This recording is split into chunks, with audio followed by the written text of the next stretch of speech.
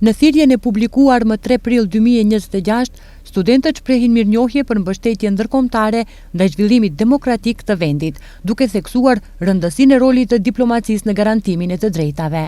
Studentët njoftojnë se protesta do të mbahet më 6 prill në ora 12:30 në Shkup, me nisje nga ura e Gurit, duke kërkuar realizimin e një të drejte që sipas tyre është e garantuar me kushtetutë dhe ligj, për të dhënë provimin e jurisprudencës në gjuhën shqipe.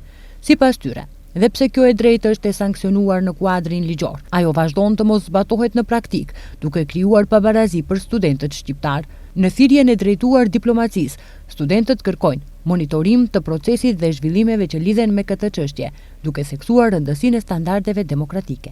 Në të njëjtën kohë, ata nënvizojnë se protesta do të jetë paqësore dhe në përputhje me vlerat demokratike. Kjo është thirrja e tretë publike e studentëve.